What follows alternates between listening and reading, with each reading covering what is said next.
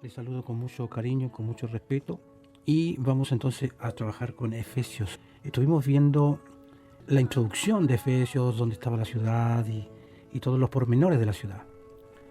Entonces, hermanos, yo quiero ahora mencionar, fíjate que una de las cosas interesantes que vimos ayer, vamos al capítulo 1, ¿cierto?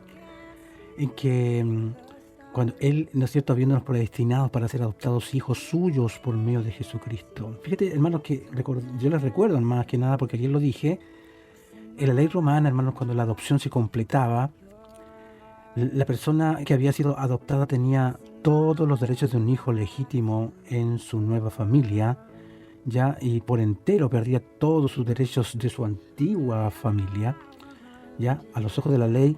Esta era una nueva persona, era un hecho nuevo, de tal modo que todas las deudas y obligaciones que le conectaban con su familia anterior eran abolidas, como si nunca existieran.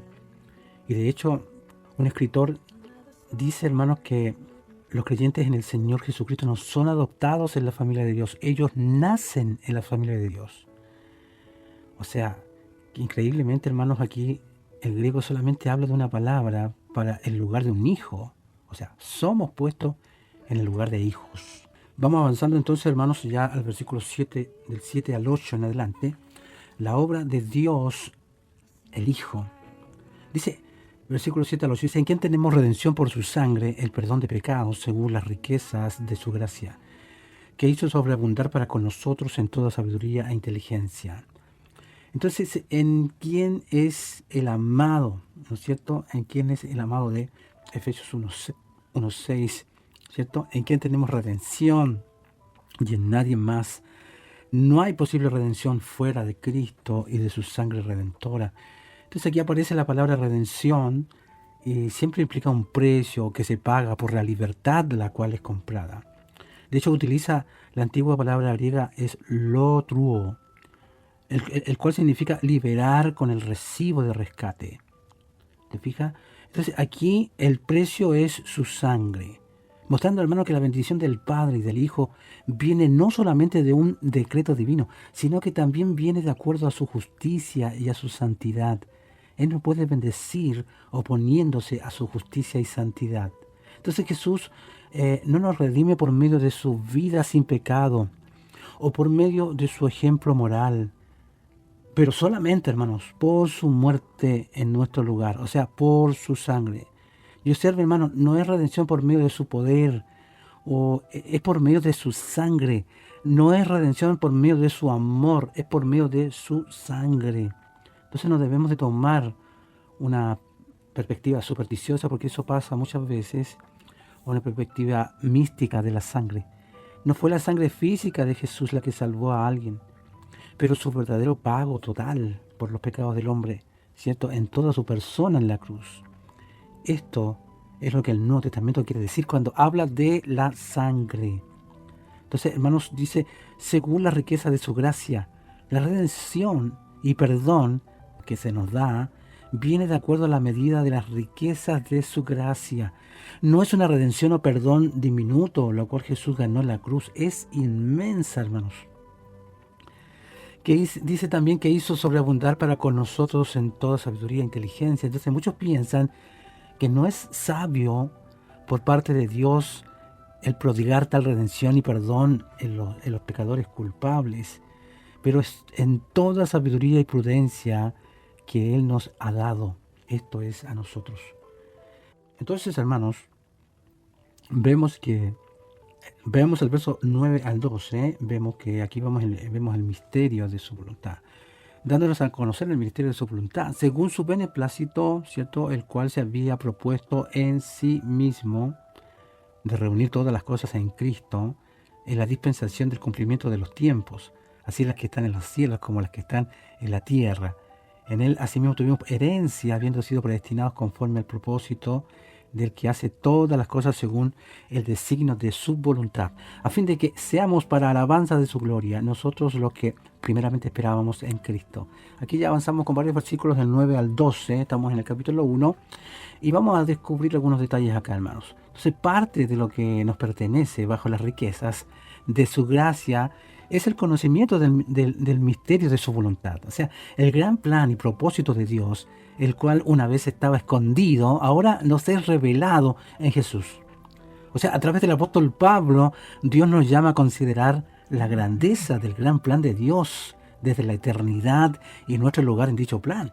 Entonces, hermanos, en el Nuevo Testamento, el sentido de misterio es algo que está escondido para los paganos, pero está muy claro para los cristianos.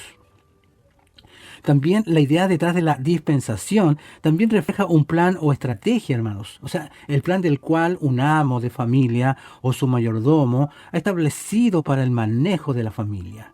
O sea, esto también significa que se tiene un plan por cualquier tipo de negocio.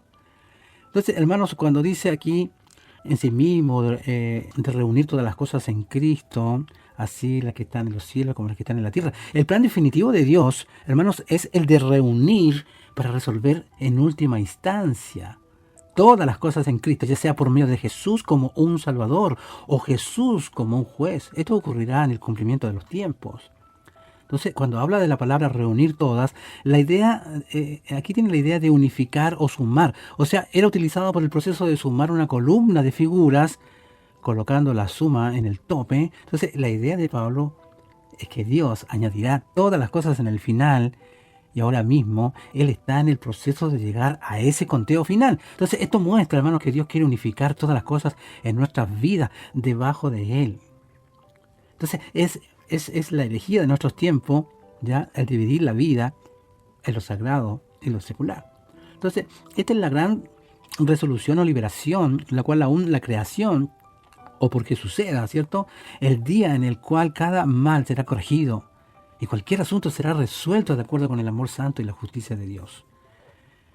De hecho, el escritor Bruce, en el cumplimiento de los tiempos, dice lo siguiente, dice: cuando el tiempo esté maduro para la consumación de su propósito, en su rechazo providencial del curso del mundo, esa consumación se habrá realizado. Cuando él dice, hermanos, en él asimismo tuvimos herencia, para los creyentes Jesús no es un juez, pero aquel en quien tenemos una herencia. O sea, los creyentes están predestinados para esto, según el designio de su voluntad. O sea, de nuevo, hermanos, las razones de cómo Él escoge están en Él, no en nosotros. Y aquí, hermanos, esta frase dice: habiendo sido predestinados conforme al propósito del que hace todas las cosas según el designio de su voluntad. Vemos tres aspectos del plan de Dios, el cual obra en conjunto. Comienza con su propósito, ¿sigo? Luego con el designio de su voluntad, y finalmente resulta en su obra, o sea, del que hace. O sea, Dios hace su plan cuidadosamente, de acuerdo al propósito eterno, tomando el designio dentro de la deidad, y luego Él obra con toda sabiduría. Entonces nuestro Dios, hermanos, es un Dios el cual no solamente tiene voluntad, Él obra, y Él obra de acuerdo a su voluntad.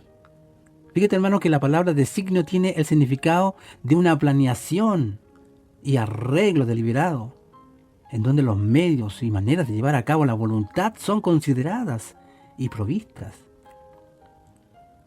Sí, esta frase es muy interesante, hermano, según el designio de su voluntad. Trapp decía lo siguiente: Dios hace todo por consejo, que entre paréntesis es designio, y aún tiene una razón de su voluntad, el cual en el presente no la vemos. Lo haremos en el último día.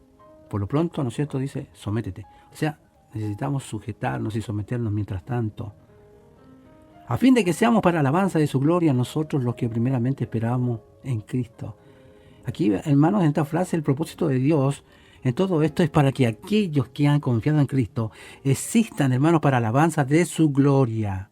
O sea, la meta del plan final de Dios es el glorificarle a Él. Entonces, nosotros los que primeramente esperábamos en Cristo, esto habla de los creyentes judíos, ¿eh? Y la palabra también vosotros en Efesios 1:13 habla de los creyentes gentiles. O sea, aquí el gran plan de Dios tiene un lugar para ambos, judíos y gentiles, y trae a ambos hacia Jesús. ¿Te fijas? Entonces, ya en los versículos 13 al 14, vemos la obra del Espíritu Santo. Dice, el cual también vosotros, habiendo oído la palabra de verdad, el evangelio de vuestra salvación, y habiendo creído en él, fuisteis sellados con el Espíritu Santo de la promesa, que es las arras de nuestra herencia, hasta la redención de la posesión adquirida para alabanza de su gloria. Aquí tenemos un versículo muy, muy, muy conocido.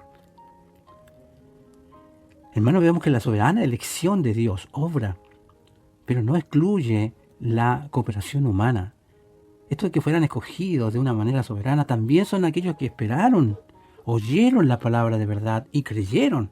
Tuvimos una acción, ¿no es cierto?, los creyentes. Cuando Él dice, fuiste sellado con el Espíritu Santo de la promesa, también esencial en la obra de Dios es la obra de sellado del Espíritu Santo. O sea, su presencia en nuestras vidas actúa como un sello, el cual indica pertenencia. Nosotros pertenecemos a Él, el cual es las arras de nuestra herencia.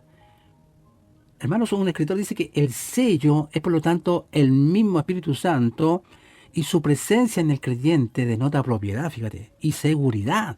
O sea, el ser sellado con el Espíritu Santo no es un sentimiento de emoción o una experiencia interior misteriosa. Entonces la palabra arras quiere decir, hermanos, es como una especie de pago inicial.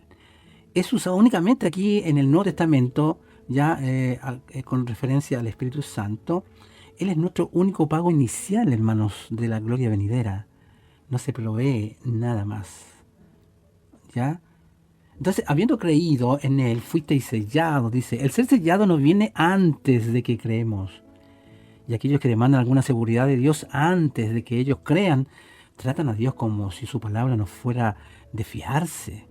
Entonces, para el sellado se necesita, ¿no es cierto?, de una cera suave, la impresión del rostro del amado, la presión sostenida.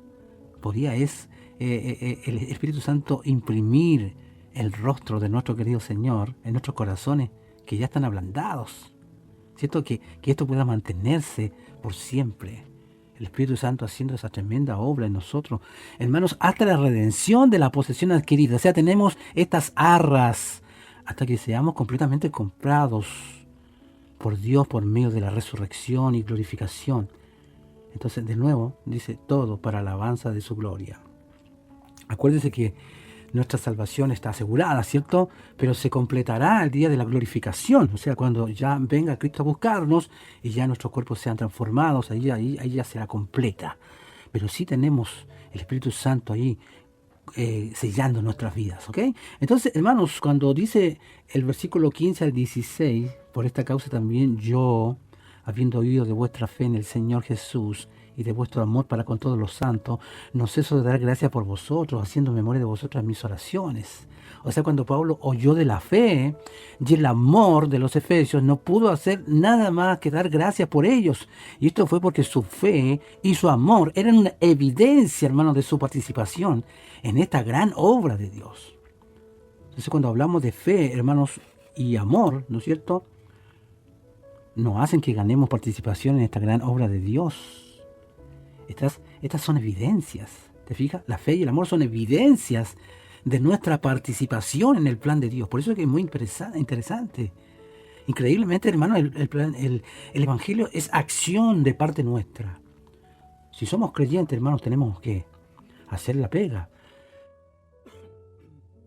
Entonces, hermanos, dice amor para con todos los santos. Significativamente, Pablo nos dio gracias por su amor a Dios, sino por su amor para con todos los santos. ¿Te fijas? Su amor para con todos los santos. O sea, la verdadera evidencia de la obra de Dios en nosotros no es el amor que decimos tener por Él, pero sí el amor por su pueblo, los cuales la otra gente lo ve y lo puede observar. Entonces, cuando dice, haciendo memoria de vosotros en mis oraciones, Pablo no solo dio gracias por la obra de Dios entre los efesios, él también oró para que continuara con una fuerza mayor, como la oración en Efesios capítulo 1, hermanos 17 al 23, eso lo pone muy en claro. Entonces Pablo nos muestra aquí que los predicadores deben hacer más que predicar a su audiencia. Ellos también deben, y nosotros también debemos orar por ellos. Si yo pido al Señor que Dios toque su corazón con su palabra, ya sea que un ministerio haga más bien a otros mediante sus oraciones o predicación, ya no lo podemos determinar, pero Él ciertamente por sus oraciones segará más consuelo para Él mismo. Y Pablo a menudo oraba haciendo memoria de otros en las oraciones. Cuando él oraba, él mencionaba a los cristianos en Roma, por ejemplo, Romanos 1.9, los cristianos en Tesalónica, Primera Tesalonicenses 1.2 y Filemón 1.4. Entonces, vemos, hermanos, cómo avanzamos al versículo 17, porque Pablo ora para que ellos puedan conocer a Dios. Dice, para que el Dios de nuestro Señor Jesucristo, el Padre de gloria, os dé espíritu de sabiduría y de revelación en el conocimiento de Él. Entonces Pablo oraba para que el Padre concediera a los efesios un espíritu de sabiduría y para que Él les diera revelación. Pero esto no es para que puedan ver hacia la vida de los demás, sino que para que tengan la habilidad de... o en este caso, no necesariamente para que tengan la habilidad de predecir los eventos, o para que hagan lo que comúnmente creen o crean que hace un profeta. Él quería que tuviera el espíritu de sabiduría y de revelación, simplemente para que pudieran tener un mejor conocimiento de Él. ¿Te fijas? Para esto era la sabiduría y la revelación, para que conociéramos al Señor cada día. Cuando dice la palabra ahí en el conocimiento de Él, nuestra vida cristiana debe estar centrada alrededor de este propósito, hermanos. El conocer a Dios como Él lo es en verdad, como lo es revelado por su palabra, y para corregir nuestras ideas falsas, idólatras de quién es Dios. Cuando dice el conocimiento de Él, es importante para nosotros el tener un conocimiento acertado y un entendimiento de quiénes somos nosotros. Pero es aún más importante y benéfico, hermano, para nosotros, el conocer y entender quién es Dios. Entonces, hermanos, de hecho la filosofía viene del hombre con el mensaje, conócete así a ti mismo. Pero el Evangelio, hermanos, se encuentra con él en un lema mucho más glorioso y fructífero: conoce a Dios. Entonces aquí Pablo ora en los versículos 18 al 19 para que ellos puedan entender lo que Dios les dio en Jesucristo. Cuando él dice alumbrando los ojos de vuestro entendimiento, para que sepáis cuál es la esperanza a que Él os ha llamado, y cuál es la riqueza de la gloria de su herencia en los santos, y cuál la superiminente grandeza de su poder para con nosotros los que creemos. Entonces, si los efesios conocieran todo lo que Dios les dio en Jesús, esto tomaría un esfuerzo sobrenatural de parte de ellos. Para esto, hermanos, se necesita entonces que los ojos de vuestro entendimiento, o sea, los ojos de nuestro entendimiento, fueran alumbrados por Dios. Entonces Pablo utiliza aquí una gran expresión cuando él habla de los ojos de vuestro entendimiento. En el fondo, se podría decir que habla del corazón. Es más literal que entendimiento. Entonces muchos corazones de los cristianos no tienen ojos, que son lugares por los cuales toman conocimiento y entendimiento. Y muchos cristianos tienen ojos, pero sin corazón. O sea, Dios quiere, hermanos, que las dos cosas estén combinadas en nosotros. Así que la palabra corazón en las Escrituras significa el propio núcleo y centro de la vida, en donde la inteligencia tiene su puesto de observación, en donde los almacenes de la experiencia se acumulan y los pensamientos tienen su fuente, hermanos. Entonces, ¿cuál es la esperanza a que Él os ha llamado? Entonces, Pablo quería que ellos supieran esto. Pocas cosas nos dan una esperanza más segura y duradera en la vida que simplemente el saber que Dios nos ha llamado y que tiene un llamado específico en nosotros para cumplir. Entonces dice la esperanza a que Él os ha llamado. O sea, tiene la perspectiva puesta en el futuro. O sea, el creyente tiene un futuro glorioso, hermanos, de resurrección, de vida eterna, de libertad del pecado, de justificación perfeccionada, de elevación gloriosa, hermanos, por sobre los mismos, incluso por sobre los mismos ángeles. Cuando dice la frase, hermanos, cuál las riquezas de la gloria de su herencia en los santos. O sea, Pablo quería que ellos supieran la grandeza de la herencia de Dios en su pueblo. Usualmente pensamos, hermanos, solo en nuestra herencia en Dios, pero Pablo quería que los efesios entendieran que ellos son tan preciosos para Dios que Él les consideró su propia herencia. O sea, ojalá los pastores pudieran pensar así, ¿no? De hecho, varios comentaristas creen que Pablo también habló de la herencia de Dios en su pueblo. Pero ciertamente esta es su idea aquí, de donde Pablo probablemente toma la idea de Deuteronomio 32, ya 8 al 9, cuando dice, cuando el Altísimo hizo heredar a las naciones, cuando hizo dividir a los hijos de los hombres, estableció los límites de los pueblos según el número de los hijos de Israel, porque la porción de Jehová es su pueblo. Y Jacob la heredó, en este caso Jacob, la heredad que le tocó. Entonces, conociendo nuestra pobreza espiritual, nos preguntamos, hermanos, ¿cómo puede Dios encontrar alguna herencia en los santos? Pero aún así Dios puede sacar riquezas, hermanos, de los hombres y mujeres pobres, debido a que Él invierte mucho en ellos. O sea, Él ha invertido riquezas de amor, riquezas de sabiduría, riquezas de gloria. O sea, estas cosas se acumulan en una rica herencia en los santos.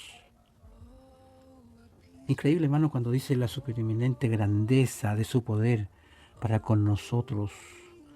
La supereminente grandeza de su poder para con nosotros, los que creemos. O sea, Pablo quería que ellos supieran que tan grande el poder de Dios es para con nosotros, los que creemos. O sea, los cristianos deberían de saber que ellos sirven y aman. En este caso, ustedes sirven y aman a un Dios de poder viviente, hermanos, que conoce su fuerza a favor de su pueblo. Por eso hay que conocer al Señor. Dios no es cualquier cosa. Dios es poder. Dios es fuerza increíble. Entonces muchos cristianos no conocen este poder. O solamente lo conocen desde la distancia nomás. Dios quiere que la vida de resurrección sea real en la vida del creyente. Entonces el mismo poder, el cual levantó a Cristo, está esperando el levantar al borracho de su borrachera, ¿cierto? Al ladrón de su deshonestidad, o al fariseo de su justicia propia, o levantar al saduceo de su incredulidad. Entonces, esto pone fin, ¿no es cierto?, a la porción de petición de la oración de Pablo. La siguiente sección, entonces, explica más de este poderoso poder y lo que hizo. Pablo pidió estas cosas, hermanos, porque eran importantes pedirlas. Entonces, podemos decir que la oración de Efesios 1, del 17 al 19, es esencialmente una petición, ¿no es cierto?, que las promesas del versículo 1, del capítulo 1, del versículo 3 al 14, se hallan como verdaderas en las vidas de los cristianos de Éfeso. Entonces quizás la primera y mejor respuesta es el amén y un silencio santo. Estas oraciones fueron escritas primera y de una manera suprema para ser creídas, recibidas y en adoración y una vida de servicio vividas. Entonces, así que hermanos, de la misma manera tus oraciones, tenemos que seguir orando por el crecimiento espiritual y alumbramiento, quien los alumbre. Si Pablo creía que era importante el orar por estas cosas para los efesios cristianos, entonces es importante para nosotros el orar por los mismos, por otros y para nosotros mismos. Que Él alumbre su mente de aquellos que aún no le conocen y que Él alumbre nuestras mentes, nuestros corazones, para seguir creciendo en el conocimiento de Él. Entonces, hermanos, el versículo 19 al 21, ya Pablo, hermanos, hace una descripción del gran poder de Dios, ¿no es cierto?, que quiere que los efesios conozcan. Entonces dice, según la operación del poder de su fuerza, la cual operó en Cristo, resucitando de los muertos y sentándole a su diestra en los lugares celestiales, sobre todo principado y autoridad y poder y señorío, y sobre todo nombre que se nombra, no solo en este siglo, sino también en el venidero. Tremendos versículos estos, 19 al 21. Entonces, hermano, cuando dice, según la operación del poder de su fuerza, el poder que obra en nosotros es el poder de su fuerza, el cual levantó a Jesús de los muertos. Entonces, con este poder de su fuerza disponible para nosotros, nunca necesita haber una falta de poder en la vida de los creyentes. Entonces, si la muerte de Cristo es la demostración suprema del amor de Dios, entonces la resurrección de Cristo es la demostración suprema de su poder. sentándole, dice, a su diestra, ¿cierto?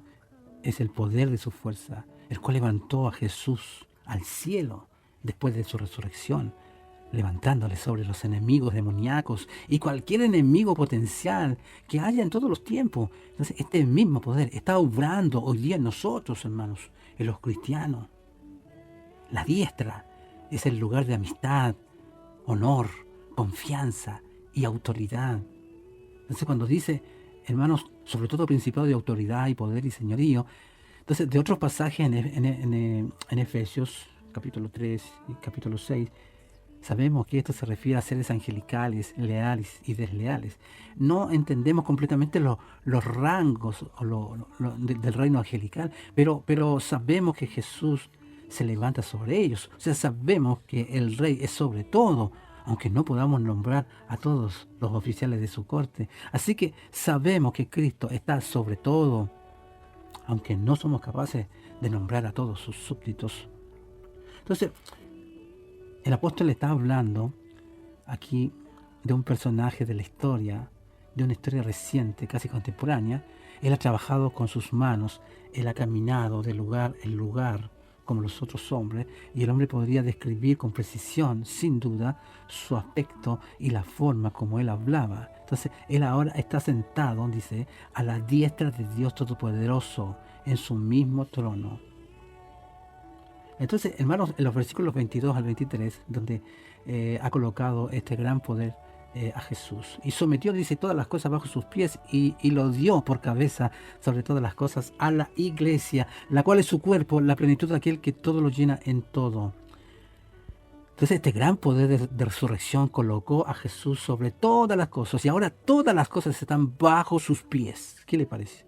Colocó a Jesús como cabeza sobre todas las cosas, incluyendo a la iglesia. Entonces, él dice que Cristo es su exaltación sobre el universo, hermanos. Es el regalo de Dios para la iglesia, que es tremendo. Entonces, la iglesia, la cual es su cuerpo, si Jesús es la cabeza, entonces la comunidad de los cristianos hacen su cuerpo. Entonces, la idea de la plenitud de aquel, aquí probablemente está conectado ya con el modo en el cual Jesús llena a su iglesia con su presencia y bendiciones. Entonces, si esto aquí es dado como la gloria final del infinito exaltado Cristo, ¿no es cierto? Ángeles y arcángeles están sujetos a Él, pero los hombres que creen están unidos a Él. O sea, todos nosotros los que creemos estamos unidos a Él. Y con tal unión que Él y ellos, por este mismo mensaje que Él da, son llamados, en otra parte, hermanos, en Corintios, por ejemplo, 1 Corintios 12, uno en Cristo, dice, uno en Cristo. Entonces, esto es de Cristo, hermano. Él se ha sujetado voluntariamente a sí mismo para ser nuestra cabeza. No se cuenta a sí mismo en plenitud, sin sus miembros, en lo cual respecta que tenemos el honor de hacer, ¿no es cierto?, a Cristo perfecto como miembros de su cuerpo. Entonces, que el Señor, hermanos, nos bendiga este día y que Él nos dé bendiciones, hermanos.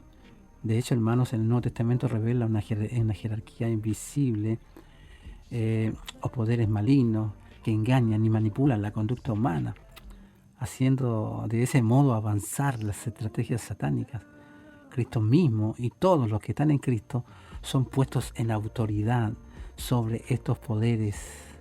Una autoridad, hermanos, que solo la batalla espiritual puede afirmar, demostrar y mantener, hermanos, que Dios nos ayude, porque su cuerpo, ya el intento primario de esta carta es mostrar a la iglesia como la presente y física presencia de Cristo, ya la iglesia tiene que estar llena con Él, ¿no es cierto?, por el Espíritu Santo, y ha recibido, hermano, la orden del Señor Jesús de representarlo. Nosotros somos sus representantes en la sociedad y dar a conocer su vida, amor y su poder.